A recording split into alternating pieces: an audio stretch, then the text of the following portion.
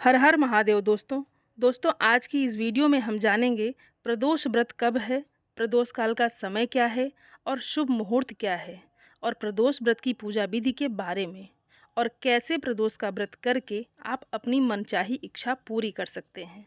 तो आइए हम सभी जानते हैं। दोस्तों, प्रदोष का व्रत भगवान शिव को बहुत ही प्रिय है।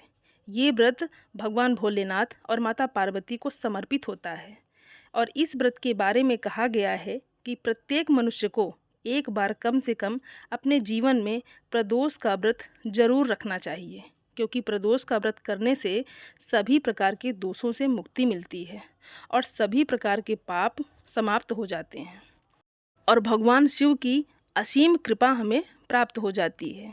विशेषकर महिलाएं भगवान भोलेनाथ की कृपा प्राप्ति के लिए इस व्रत को उनको अवश्य धारण करना चाहिए। और ऐसा कहा जाता है कि कुंवारी कन्याएं अगर इस व्रत को करती हैं तो मन चाहे जीवन साथी की कामना पूर्ण होती है, और सौभाग्यवती महिलाएं अगर इस व्रत को करती हैं तो उनके सौभाग्य की वृद्धि होती है, अखंड सौभाग्य की प्राप्ति होती है।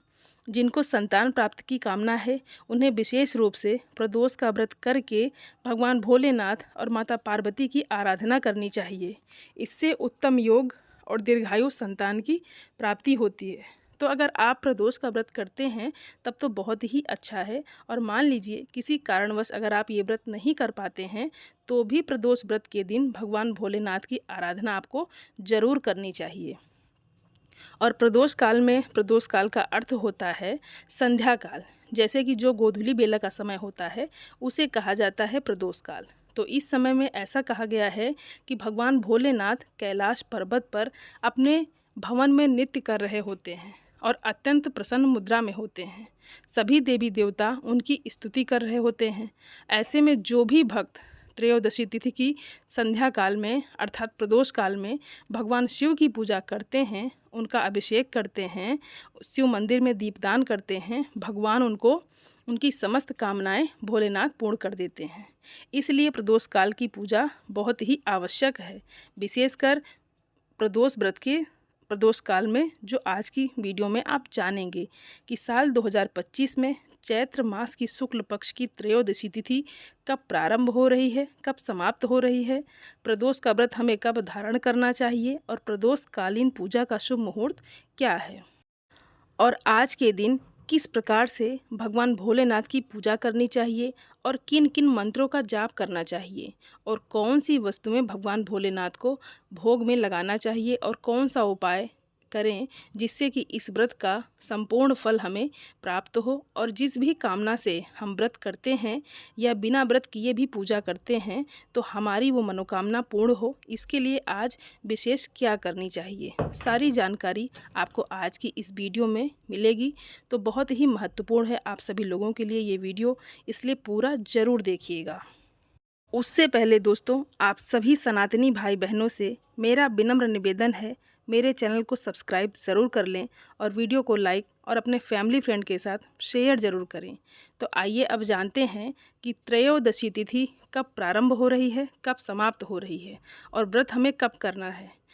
चैत्र मास की शुक्ल पक्ष की त्रयोदशी तिथि प्रारंभ हो रही है 9 अप्रैल की रात 10:55 पर, और त्रयोदशी तिथि का समापन होगा 10 अप्रैल की रात 1 बजे तक, या ये ऐसा कह लीजिए कि 11 अप्रैल को रात में 1 बजे तिथि का समापन होगा।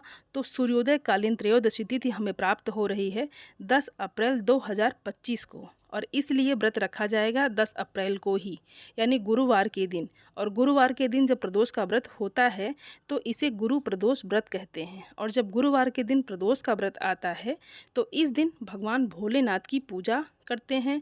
उसके साथ ही बृहस्पति देव की पूजा भी विशेष रूप से की जाती है। तो भगवान भोलेनाथ और बृहस्पति देव की संयुक्त रूप से पूजा करने से किसी भी प्रकार की परेशानी हो वो आपकी समाप्त हो जाती है। जैसे अगर आपके दाम्पत्य जीवन में परेशानी हो तो बृहस्पति देव की पूजा कीजिए और भगवान भोलेनाथ की पूजा कीजिए। और आपको यदि मनचाही जीवन साथी की कामना हो, शीघ्र विवाह की कामना हो, संतान प्राप्ति की कामना हो, तो ऐसे में बृहस्पतिवार का जो प्रदोष व्रत है, जिसे गुरु प्रदोष व्रत कहते हैं, ये बहुत ही श्रेष्ठ माना जाता है। तो प्रदोष व्रत के दिन आपको प्रातःकाल जल्दी उठना है और उठकर नित्य कर्मों से निवृत्त हो जाइए, स्नान कर लीजिए। और गुरुवार का दिन है और प्रदोष का व्रत है, तो ऐसे में स्नान के जल में आपको चुटकी भर हल्दी मिलाकर स्नान करना है। और भगवान सूर्यदेव को जो आप जल देते हैं उसमें भी आपको थोड़ी सी हल्दी जरूर मिलानी है। इससे किसी भी प्रकार की बृहस्पति से संबंधित जो भी परेशानियां हैं उनसे आपको मुक्ति मिल जाती है। इससे आपकी आर्थिक स्थिति भी अच्छी होती है, धन धान की बढ़ोतरी भी होती है। इसलिए बृहस्पतिवार के दिन जब प्रदोष का व्रत आता है तो हल्दी डालकर सूर्यदेव को भी जल देना चाहिए।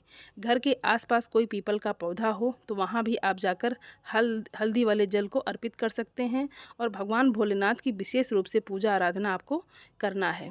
सबसे पहले अपने व्रत का संकल्प ले लीजिए, भगवान शिव जी के सामने शुद्ध घी का दीपक जलाकर, और इसके बाद पूरे विधि विधान से भोलेनाथ की पूजा कर लीजिए। जैसे कि जलाभिषेक कर लीजिए, धूप अक्षत पुष्प अर्पित करके भगवान शिव की आराधना कीजिए, मंत्रों का जप कीजिए। और भगवान भोलेनाथ की कृपा प्राप्ति के लिए आज आपको रुद्राष्टकम का पाठ जरूर करना चाहिए। इस पाठ को करने से आपको भगवान विष्णु और भगवान भोलेनाथ दोनों का आशीर्वाद प्राप्त हो जाता है। और जो भी व्रत धारण करते हैं तो दिन में आपको फलाहार करना है। आप कोई सा भी फल खा सकते हैं, आप दूध ले सकते हैं, जूस ले सकते हैं, और इस तरह से आप अपना व्रत कर सकते हैं। और फलाहार और जलाहार के द्वारा भी आप अपना व्रत कर सकते हैं। शाम को प्रदोष काल से पहले आपको स्नान कर लेना है, साफ स्वच्छ वस्त्र धारण करना है और भगवान भोलेनाथ के मंदिर में जाकर या फिर अपने घर में ही, अगर आपके घर में शिवलिंग है तो आप शिवलिंग की ही पूजा आराधना करें। और आज के दिन शिवलिंग के जलाभिषेक का बहुत ही महत्व होता है, विशेषकर जब गुरुवार का दिन हो। और ऐसे में आपको पीला चंदन जल में डालकर और इसी चंदन से भगवान भोलेनाथ का अभिषेक करना है। इससे आपका बृहस्पति भी अच्छा होता है और आपकी किसी भी प्रकार की आर्थिक, शारीरिक, मानसिक परेशानी हो तो उससे भी आपको मुक्ति मिल जाती है। और यदि संतान की कामना हो या विवाह में बाधा आ रही हो या दाम्पत्य जीवन को सुखमय बनाने की आपकी कामना हो तो इस प्रकार से भी आपको पीला चंदन मिश्रित करके जल से भगवान भोलेनाथ का अभिषेक अवश्य करना चाहिए। और भगवान भोलेनाथ को फल और मिठाइयों का भोग लगाना चाहिए। आप चाहें तो खीर का भोग भी लगा सकते हैं, सफ़ेद मिठाई का भोग भी ज़रूर लगाना चाहिए। और गुरु प्रदोष है तो आप चाहें तो गुड़ या फिर गुड़ से बने हलवे को भी आप भगवान भोलेनाथ को भोग लगा सकते हैं। या फिर बेसन का हलवा हुआ, बेसन की बर्फ़ी हुई, बेसन के लड्डू हुए, जो भी आपके पास है वो आप भगवान भोलेनाथ को भोग लगा सकते हैं।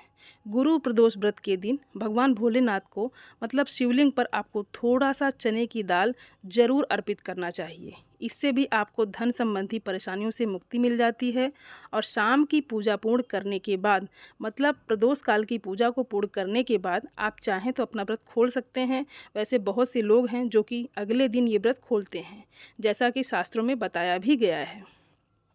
प्रदोष व्रत के दिन अन्न का सेवन बिल्कुल भी नहीं करना चाहिए। मतलब जो भी व्यक्ति व्रत करे उन्हें अगले दिन भोजन करना चाहिए। बहुत से लोग ऐसे हैं जो शाम को मीठा भोजन करके अपना व्रत खोल लेते हैं। तो बिल्कुल अगर आप इस प्रकार से करते हैं तो इसमें कोई दिक्कत नहीं है। बस इतना ध्यान रखिए कि भगवान को जो हम भोग लगाते हैं, खीर या फिर हलवा, उसी को प्रसाद के रूप में ग्रहण करना चाहिए। इसके साथ आप मीठा भोजन ले सकते हैं। नमक का सेवन प्रदोष व्रत में बिल्कुल भी नहीं करना चाहिए। और आइए अब जानते हैं कि भगवान भोलेनाथ की पूजा का सबसे शुभ मुहूर्त यानी कि प्रदोषकालीन पूजा का शुभ मुहूर्त क्या है। प्रदोषकालीन पूजा का शुभ मुहूर्त रहेगा 10 अप्रैल की शाम को 6:15 से 8:30 तक। इस समय में भगवान भोलेनाथ की आराधना आप कर सकते हैं। जो भी व्यक्ति व्रत नहीं कर पाते हैं उन्हें भी इसी प्रकार से विधि विधान से भगवान भोलेनाथ की पूजा करना है।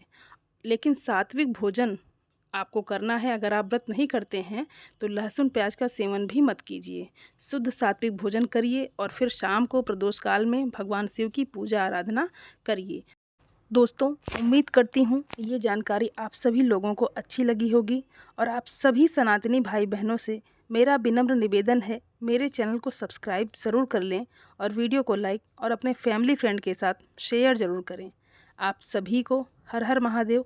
धन्यवाद दोस्तों।